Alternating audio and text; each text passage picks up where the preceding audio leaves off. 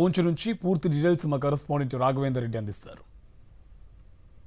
Operation Sindoor తర్వాత పాకిస్తాన్ దుశ్చర్యలకు దిగింది, దుస్సాహసానికి పాల్పడిన పరిస్థితి. సామాన్య ప్రజానికాన్ని టార్గెట్ చేసుకుంటూ జమ్మూ కాశ్మీర్ మొదలు పంజాబ్ వరకు ముఖ్యమైన పట్టణాలను టార్గెట్ చేసింది. ఎక్కువగా జమ్మూ కాశ్మీర్ సరిహద్దు ప్రాంతాలను పాకిస్తాన్ సైన్యం టార్గెట్ చేసింది. సామాన్య ప్రజానికాన్ని ఇబ్బంది పెట్టేందుకు ఆస్తి నష్టం, ప్రాణ నష్టం జరిగేలా చర్యలకు దిగింది. దీంతో జమ్మూ కాశ్మీర్లోని పూంచ్ పట్టణంలో ఆ తీవ్రత ఎక్కువ ఉంది. నేరుగా సామాన్య ప్రజానికం ఇళ్లపైన, స్కూళ్లపైన, గుడ్లపైన, మదర్సాలపైన పాకిస్తాన్ ఆర్మీ భారీగా షెల్లింగ్ చేసింది, బాంబులను విడిచింది. దీంతో ఇక్కడ నగరం అంతా కూడా ఇబ్బందికర పరిస్థితి. దాదాపు 10ల సంఖ్యలో ఇళ్ళన్నీ కూడా డ్యామేజ్ అయ్యాయి. స్కూల్స్ పైన కూడా పడింది.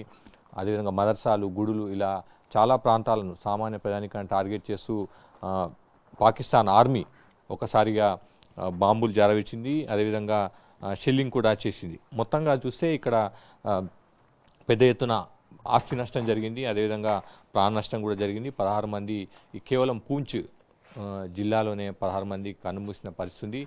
నష్ట తీవ్రత ఎక్కువ ఉంది. చాలామంది కష్టపడి, జీవితాంతం కష్టపడి ఇల్లు కట్టుకుంటారు. ఆ ఇళ్ళన్నీ కూడా ధ్వంసమయ్యాయి, ఉపయోగం రాకుండా ఉన్న పరిస్థితి కనిపిస్తుంది. ప్రస్తుతం నేను జమ్మూలోని పూంచ్ జిల్లా కేంద్రంలో ఉన్నాను. ఇది ఒక స్కూల్, సాధారణంగా నడిచే ఒక గవర్నమెంట్ ఆధ్వర్యంలో నడిచే స్కూల్ ఇది. ఈ స్కూల్పై కూడా బాంబు పడింది.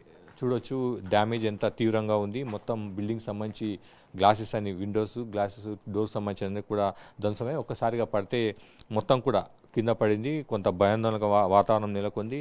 ఇక్కడ నుంచి చుట్టుపక్కల ఇళ్ళ వాళ్ళంతా కూడా ఖాళీ చేసి వెళ్ళారు. ఇప్పటికి కూడా దాదాపు 4-5 రోజులు అవుతుంది. ఇన్సిడెంట్ జరిగిన తర్వాత కూడా 4 రోజులు అవుతుంది. ఇప్పటికి కూడా ఈ చుట్టుపక్కల ప్రాంతాల్లో ఇళ్ళన్నీ కూడా ఖాళీగా కనిపిస్తున్నాయి.